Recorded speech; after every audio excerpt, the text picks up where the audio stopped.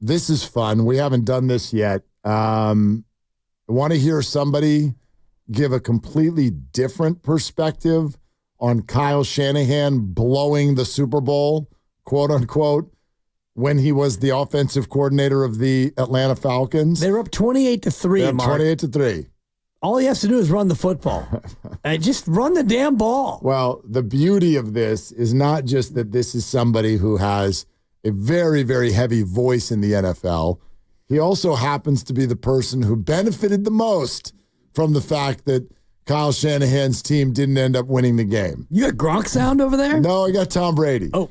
This is also Stephen A. Smith. So remember the first comment, and we'll just summarize it, where Brady is like, Super Bowl hangover is not really a thing. It's just really hard to get back because you get knocked back down to the bottom of the mountain. But if there's any team that I feel like still has a good shot at it, it's Niners. They've got an unbelievable program. And then he goes step by step. They've got great ownership. They've got great coach. They've got a great GM. They got a great quarterback. They got a great defense. They got a good defensive coordinator. Like, they got all of this stuff. Stephen A. Smith interrupts with a point about Kyle Shanahan, and listen to where it goes. I'm a huge Kyle Shanahan fan. I think he's an exceptional coach, an exceptional offensive mind. But I've never gotten over the fact that he was the offensive coordinator that lost a 25-point lead against your Patriots. Well, I'm like, run the football, keep the ball out of Tom Brady's hands, and the clock will work for you. That's just my thinking. Okay. Well, I'm glad it worked out the way it did. Let me say that. But at the same time, the argument for that is Matt Ryan had a 158.3 quarterback rate into that point. He was playing as well. He won the MVP of that season. They had Julio Jones out there. And had it not, let's say he handed the ball off a couple times and it didn't go well, they'd be saying, why didn't you put the ball in the hands of the MVP and throw it to your first ballot Hall of Fame receiver? Right. So the reality is he had the league MVP. He had one of the great receivers of the generation in Julio Jones. That offense was prolific that season. Put it in their hands. If you're going to go down in the Super Bowl, you want to go down with your best guys. And he was trying, not that he was trying to go down, but he was trying to put it in their hands. Fair or foul? Super fair. Super fair. And I'm looking at the game log right now, and this is something that we all need to remember. And I'm going to say this once, and I'm going to try to remember it forever. He did not blow a 28-3 lead. When they got the ball back, it was already 28-9. So you can't put that on him that it was 28-3 because they scored. His offensive coordinator, they scored to go up 28-3.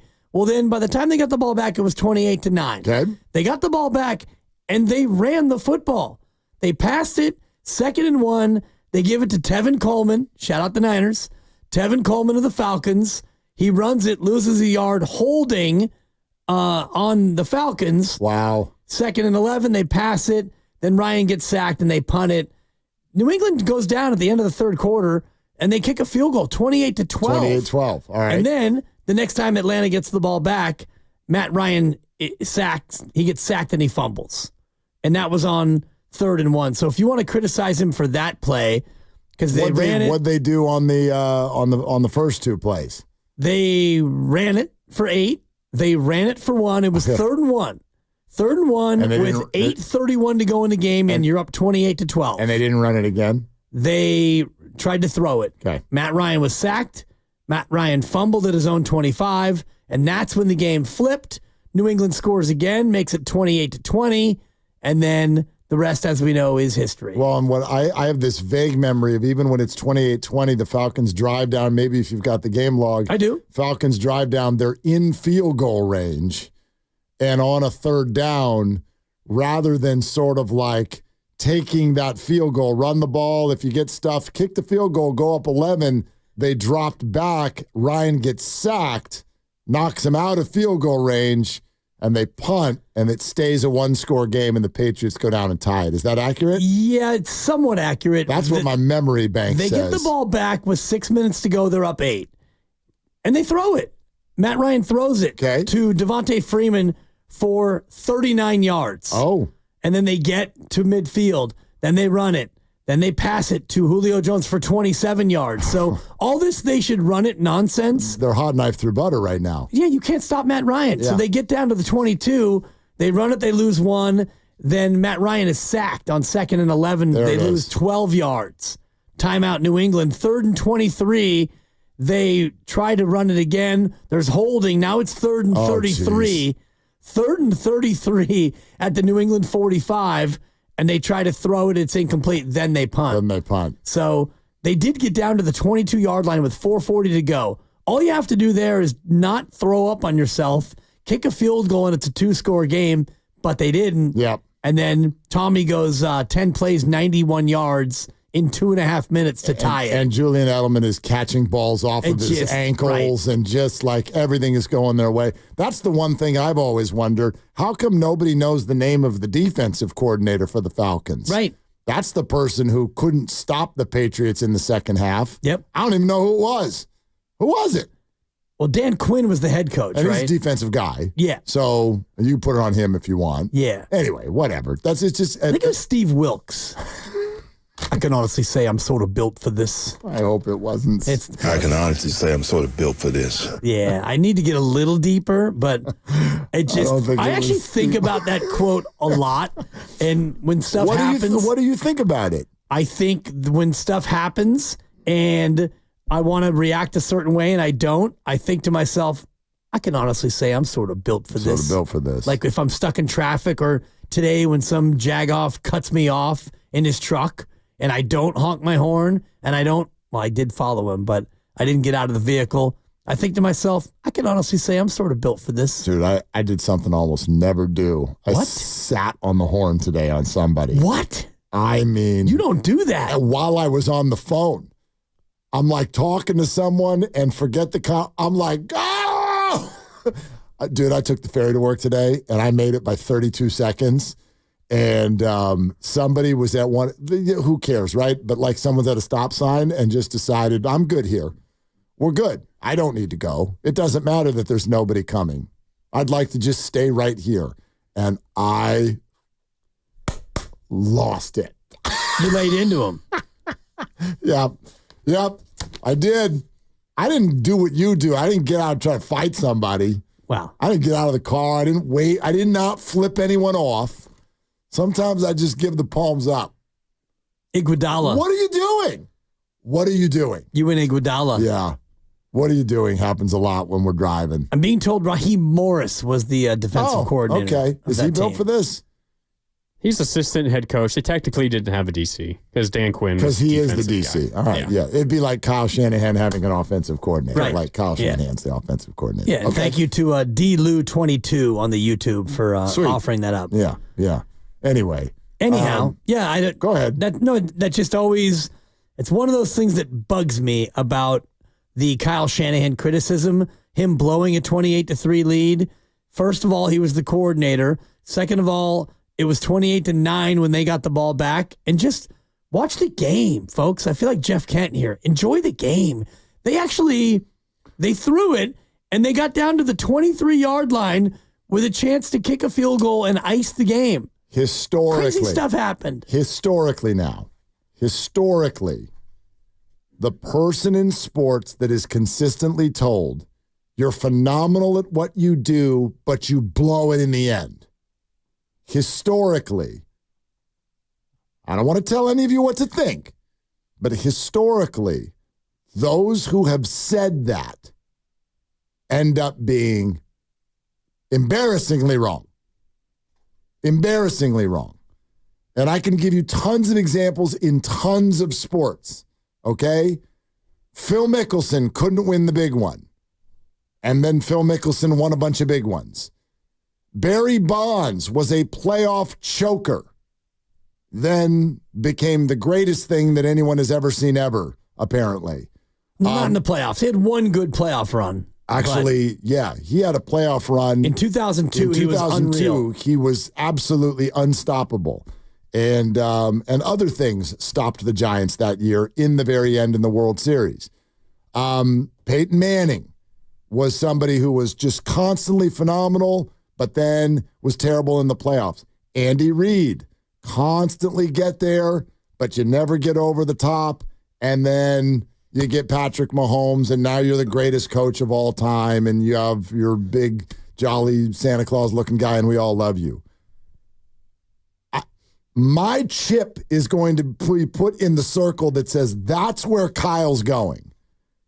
Kyle is phenomenal. You think that Kyle Shanahan will be the head coach of a team that wins the Super Bowl? Like, I would bet all of it. All of it. All of it. How old's Kyle? Is he, what was he, 40-something? Yeah. Yep. Like, I will bet all of it. 44. My God, of course he's going to win a Super Bowl. You realize his father didn't win one until he was 45. But yes. And where's his father now? Chilling. Not in the Hall of Fame. Should be. Well, but my point is he's sitting back with a pretty great career, right? 170 wins, 138 losses. Does Kyle win more football games than his father? Where's he at now? Kyle has probably 70 wins. I'll look it up. And what'd you say his dad has? 170. He's getting on about halfway there. Yeah, Kyle's got 64 wins, according to Pro Football Reference. Regular season plus 8 in the postseason. Okay. Yeah. Okay. I mean, I don't know. Probably. Yeah, he'll probably get there. That's a lot. Yeah. It's just another 100 and, it's 12 years of 9 wins a year. They'd probably get there then. Yeah, he's probably coaching for 20 more. I would gather. You know what I mean? Yeah, his dad stopped at 61. Yeah, I don't see a day anytime soon where the NFL does not want Kyle Shanahan as a head coach. I don't see that anytime soon. I just think he's fantastic.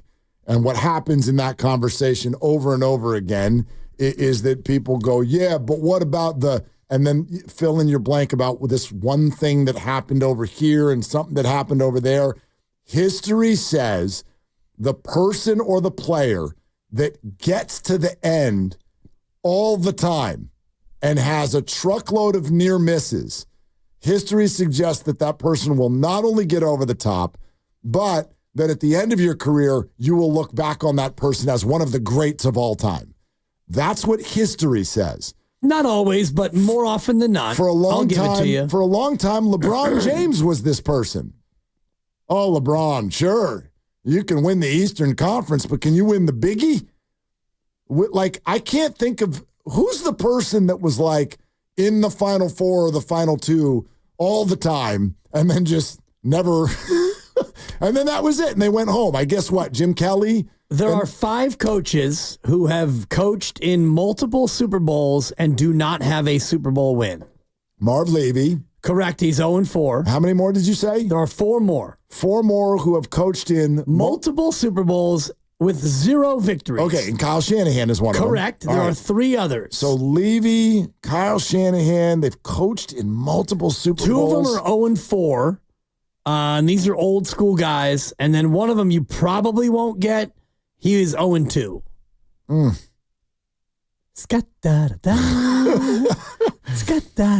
Coached in multiple Super Bowls, but Shanahan's 0-2. Marv Levy's 0-4.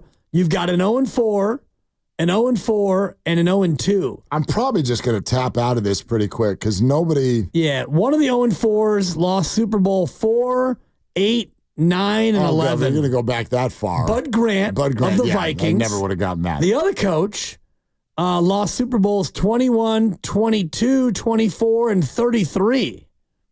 Oh, wow. Lost 4 of them? Dan Reeves. Oh, Dan Reeves. Okay, as I do Dan my Reeves. Steiny. John Sally. And the other one. Yeah, who's the last one? John Fox. Oh. Super Bowls 38 Panthers, and 48. Panthers, yeah, okay. John Fox. John Fox.